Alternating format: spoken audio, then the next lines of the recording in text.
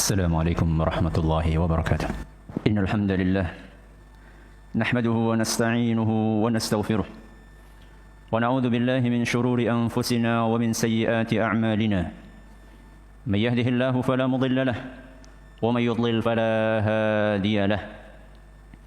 وأشهد أن لا إله إلا الله وحده لا شريك له وأشهد أن محمدا عبده ورسوله. أما بعد، فإن أصدق الحديث كتاب الله وخير الهدى هدى محمد صلى الله عليه وعلى آله وصحبه وسلم، وشر الأمور محدثاتها وكل بدعة ضلالة.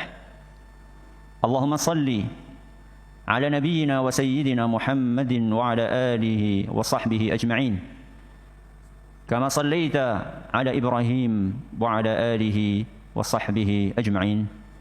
Jamaah Jumat rahimakumullah. Marilah kita tingkatkan ketakwaan kita kepada Allah Subhanahu wa taala dengan ketakwaan yang sebenar-benarnya, yaitu dengan mengamalkan apa yang diperintahkan oleh Allah Subhanahu wa taala dan Rasulnya sallallahu alaihi wasallam, serta menjauhi apa yang dilarang oleh Allah Subhanahu wa taala dan Rasulnya sallallahu alaihi wasallam. Jamaah Jumat yang semoga senantiasa dimuliakan oleh Allah, kisah perjuangan para ulama dalam menuntut ilmu agama memang sangat ajaib, membuat kita bergeleng-geleng kepala keheranan.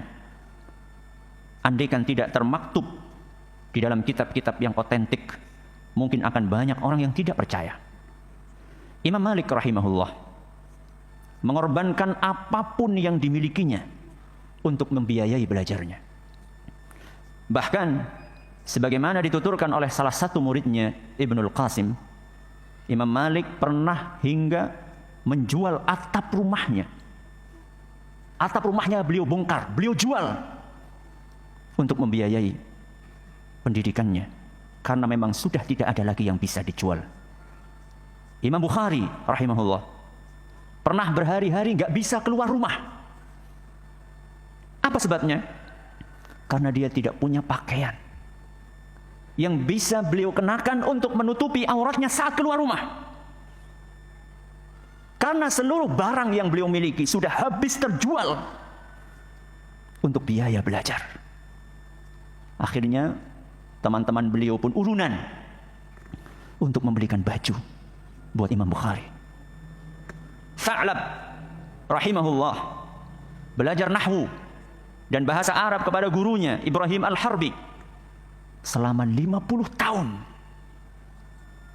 Dan dalam kurun waktu yang begitu panjang itu tidak pernah Tha'lab absen walaupun hanya satu kali pun. 50 tahun tidak pernah absen. Muhammad bin Yunus terkenal dengan kegigihannya dalam belajar. Di kota Basrah saja beliau berguru, belajar kepada 1186 guru tanpa kenal lelah, tanpa kenal bosan, tanpa malu, dan tanpa gengsi. Ikrimah rahimahullah bercerita bahwa kedua kakinya diikat dengan tali oleh gurunya Ibnu Abbas radhiyallahu anhu ketika belajar Al-Quran dan hadis kepada beliau, hingga akhirnya melalui proses yang panjang di kemudian hari Ikrimah menjadi ulama besar. Kaum muslimin yang kami hormati, Abu Hatim rahimahullah karena keterbatasan dana saat bepergian untuk belajar, kemanapun pergi beliau selalu berjalan kaki dari satu negara ke negara yang lainnya. Suatu saat beliau pernah iseng menghitung jarak yang sudah beliau tempuh. Ternyata beliau hitung 1 kilo, 2 kilo, 3 kilo. Ternyata jarak yang beliau tempuh sudah melebihi 5.800 kilometer. Berjalan kaki ribuan kilometer. Ibnu Tahir rahimahullah juga melakukan hal yang serupa. Bahkan kemanapun beliau melakukan perjalanan selalu ditempuhnya tanpa alas kaki. Karena memang tidak punya uang untuk membeli walaupun sepasang sandal. Saking panasnya gurun pasir yang beliau lewati, hingga berefek kepada kondisi tubuhnya. Beliau bercerita, gara-gara itu Beliau sampai pernah kencing darah 2 kali. Pertama saat beliau di Baghdad, dan yang kedua saat beliau sedang berada di Mekah. Menyimak berbagai kisah tadi, memunculkan pertanyaan. Apakah mereka tidak menderita? Apakah mereka tidak menderita saat menjalani kejadian-kejadian tersebut? Jawabannya, secara fisik mungkin terasa sakit. Namun penderitaan fisik tadi terkalahkan dengan perasaan nikmat di dalam hati. Ya, mereka menikmati proses tersebut sehingga penderitaan fisik pun terabaikan.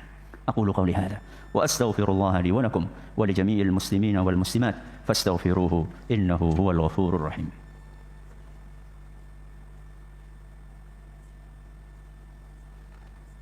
Alhamdulillahi wahdah wassalatu wassalamu ala man la nabiyya ba'dah wa ala alihi wa sahbihi wa man ittaba'a hudah ila yaumil qiyamah, amma ba'd. Sidang Jumat yang kami hormati, para ulama kita telah mencintai ilmu sepenuh hati. Para ulama kita telah mencintai ilmu sepenuh hati, sehingga apapun mereka korbankan untuk meraih ilmu tersebut. Mereka sadar betul betapa berharganya ilmu, sehingga seluruh umur mereka manfaatkan untuk mengejar ilmu. Inilah yang belum dimiliki oleh kebanyakan kita. Menghargai ilmu, memuliakan ilmu, dan menghormati ilmu. Akibatnya, belajar agama dijadikan oleh kebanyakan kita sebagai beban berat yang menjemukan. Merasa lebih nyaman bermain bola dibandingkan duduk menghafal Al-Quran. Lebih suka bermain HP dibanding menghadiri pengajian. Membaca komik dan buku cerita berjam-jam tahan. Namun membaca baru beberapa halaman Al-Quran sudah terasa bosan. Dari sini kita bisa memahami mengapa para ulama kita dahulu mengarahkan murid-muridnya untuk belajar adab terlebih dahulu sebelum belajar ilmu. Sebab yang perlu dipersiapkan pertama kali adalah hati kita. Mengisinya dengan keikhlasan, dengan kesabaran, dengan kecintaan, dengan penghormatan terhadap ilmu. Sehingga saat memasuki tahapan belajar, wadah yang digunakan untuk menampung ilmu itu sudah siap. Hadza wa sallu wa sallimu rahimakumullah ala as-sadiqil amin kama amarakum bidzalika maulakum rabbul alamin faqala subhanahu innallaha wa malaikatahu yusalluna 'alan nabi ya ayyuhalladzina amanu sallu 'alaihi wa sallimu taslima Allahumma salli 'ala Muhammadin wa 'ala ali Muhammad kama sallaita 'ala Ibrahim wa 'ala ali Ibrahim innaka Hamidum Majid Allahumma barik 'ala Muhammad وعلى آل محمد كما باركت على إبراهيم وعلى آل إبراهيم إنك حميد مجيد ربنا ظلمنا أنفسنا وإن لم تغفر لنا وترحمنا لنكونن من الخاسرين ربنا اغفر لنا ولإخواننا الذين سبقونا بالإيمان ولا تجعل في قلوبنا غلا للذين آمنوا ربنا إنك رؤوف رحيم ربنا لا تزغ قلوبنا بعد إذ هديتنا وهب لنا من لدنك رحمة إنك أنت الوهاب ربنا آتنا في الدنيا حسنة وفي الآخرة حسنة وقنا عذاب النار وصلى الله على نبينا وسيدنا محمد وعلى آله وصحبه ومن تبعهم بإحسان إلى يوم الدين وآخر دعوانا الحمد لله رب العالمين.